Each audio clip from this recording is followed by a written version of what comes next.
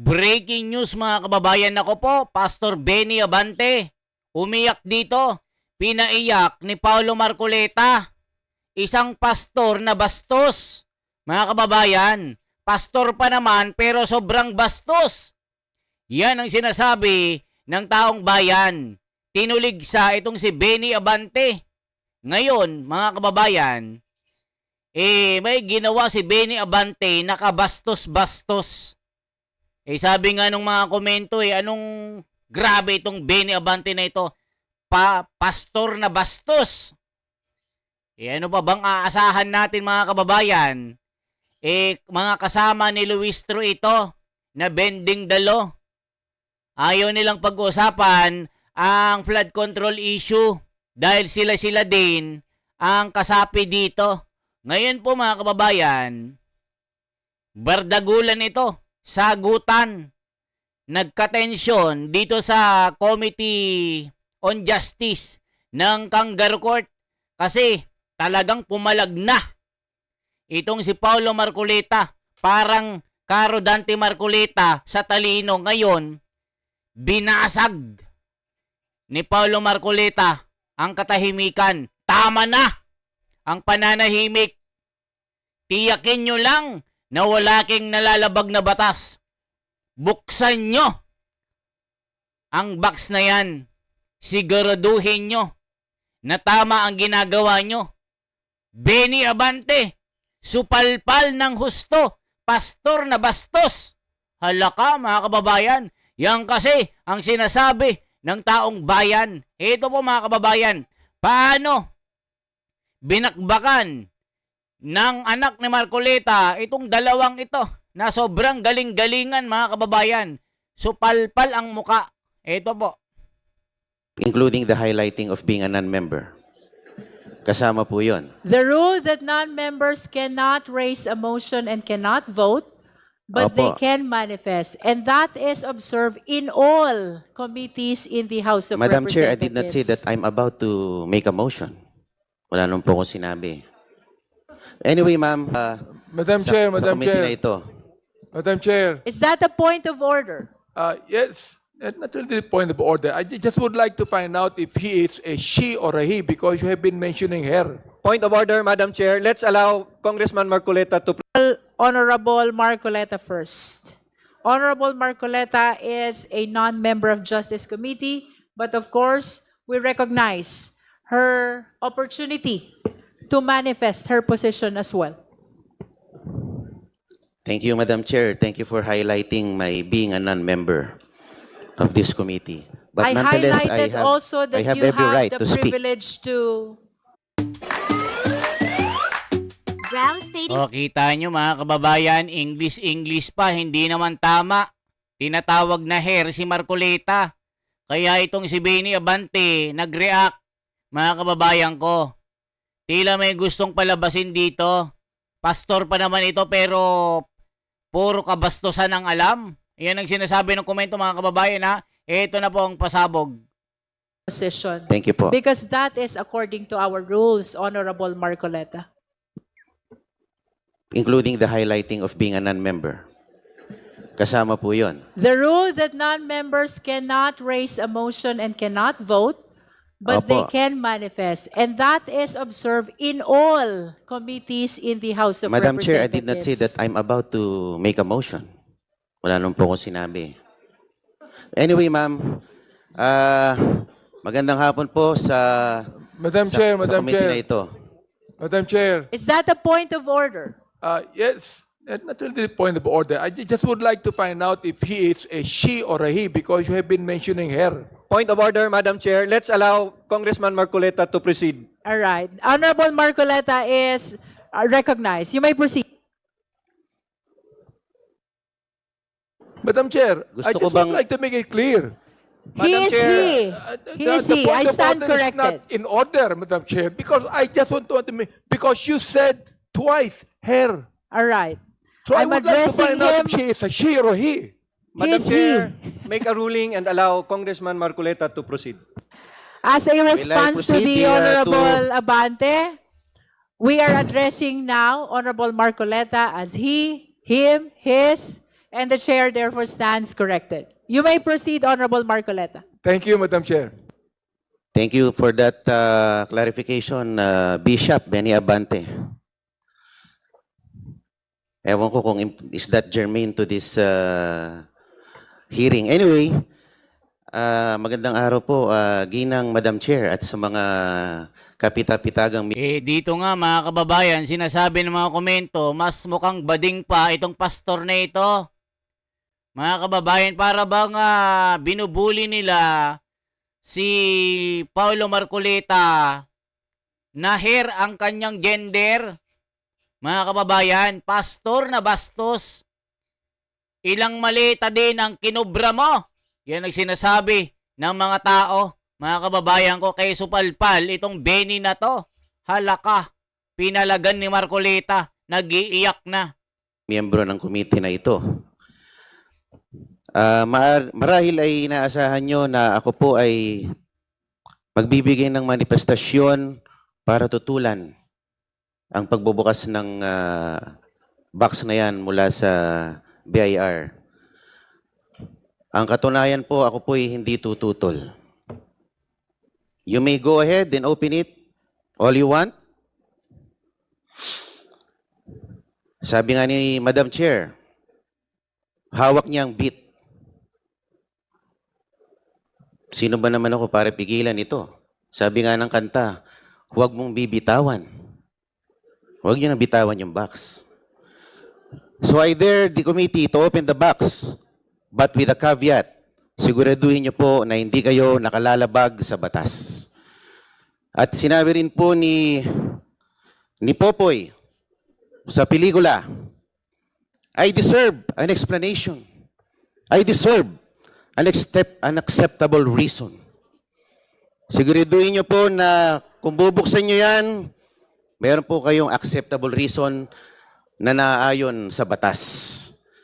At ako po ay kaisa niyo rin sa komite na ito sa paghahanap ng katotohanan. Pero sa ating paghahanap at pagsasiliksik ng katotohanan, siguraduhin po natin na tayo po ay hindi nakalalabag sa ating mga batas. Maraming salamat po, Madam Chair. Again, that is a manifestation and therefore it does not deserve or require any answer. Let us proceed. Thank you, Madam Chair. Nation deserve an explanation kay Popoy. Hindi po siya kay Popoy, linawin ko lang po. Ito po ay kay Papa P, kay Piolo Pascual sa pelikulang Starting Over Again. And I hope that as we decide on this matter, this will not lead us to starting over again. Thank you, Madam Chair. Regardless, we it's are still a done quote. with It's Popoy still a movie and quote. Piolo. We are addressing a very important decision here. So with the indulgence of all the members, Mga kababayan, nadamay si Piolo Pascual. Nako po, mga kababayan ko, si Popoy at si Piolo, dinamay na ng mga maleta. may I solicit the necessary second to the motion to open the box raised by the second. Honorable Congresswoman Laila De Lima. I I object. second the motion. Second. I The object. same has been seconded by the Honorable Antonio Tino. Do I hear an objection? I object. The objection has been registered by the Honorable Benny Abante, which means we shall proceed to divide the House. Please be ready to vote. Again, the motion is to open the BIR box. Those who are in favor of the motion, please raise your right hand.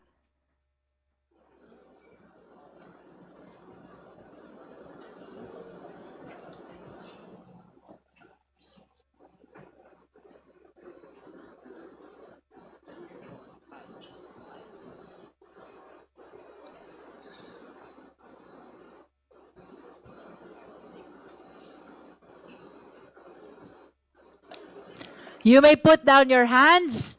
Those who are not in favor of the motion, please raise your right hand.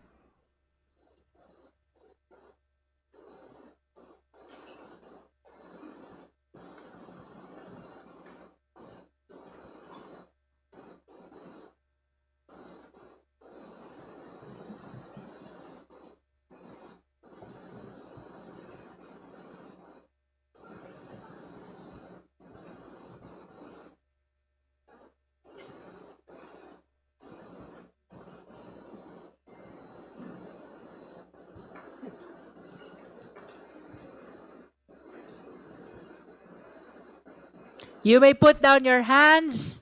Those who abstain, please raise your right hand. That concludes the voting. COMSEC, please submit the result of our vote.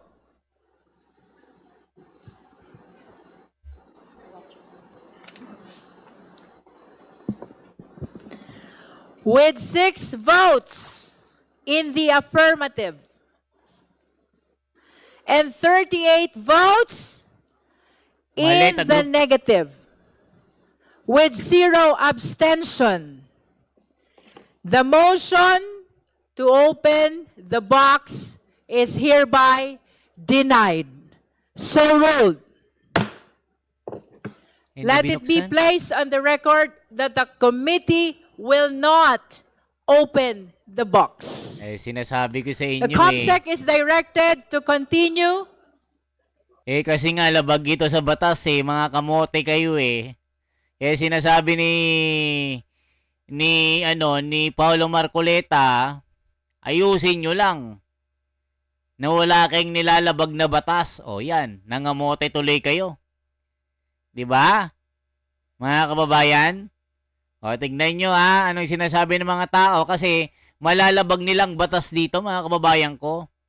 Ang yayabang ng mga magnanakaw, yabang bishop demonyo, laka, Jobilin, Norendain, Kangaroo Court, mga wala makita na kagandahan at kinabukasan. God save the Philippines. Mabuhay kayo kong Marcoleta. Mali-maleta nasaan na mga makakapal ang muka. Bastos ka abante. O kita nyo mga kababayan.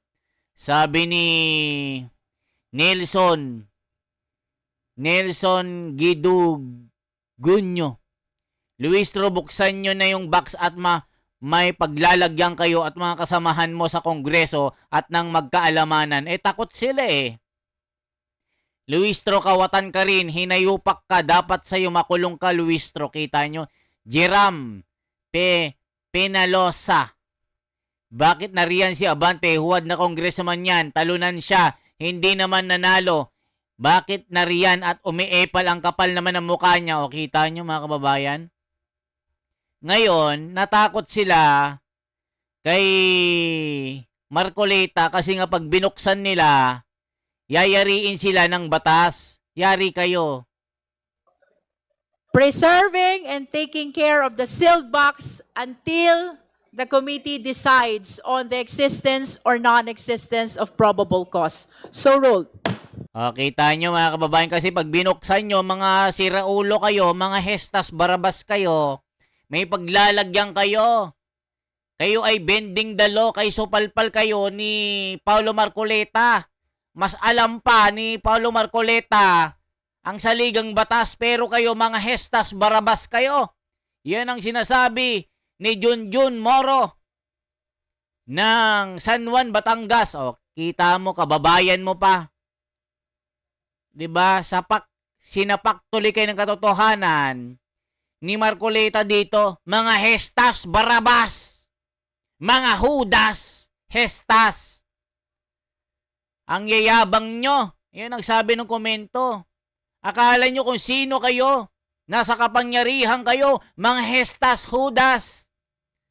Kita nyo, galit na galit ang taong bayan sa inyo. Mga mukha nyo pa lang. Mga hudas na. Sabi ni Macario Sandoval ng Tarlac, nakakabwisit ang pagmumukha nyo. Ayun ang sabi, nagbabasa lang tayo. Ngayon, supalpal kayo ni Paulo Marcoleta.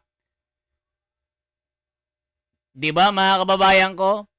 Gustong-gusto nyo talaga mawala si Sara Duterte para sa inyong sariling interes.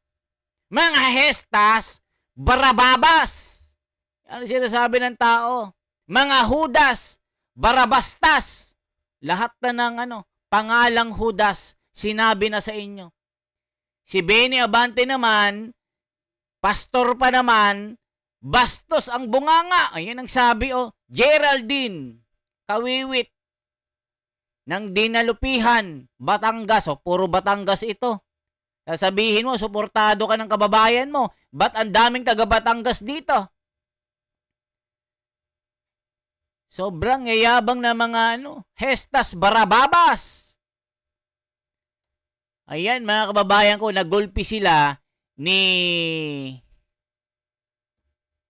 Paulo Marcoleta dito. Manang-mana sa kanyang tatay. Sobrang galing, sobrang talino. Sana mag-aral ito ng pagkaabogasya para in the future, merong papalit kay Senador Marcoleta na malupit, walang kinakatakutan ang babangga giba-giba dito. Diba? For transparency, for a better democracy. Mga kababayan, mabuhay po. Isang like, isang share po at isang subscribe. Salamat po.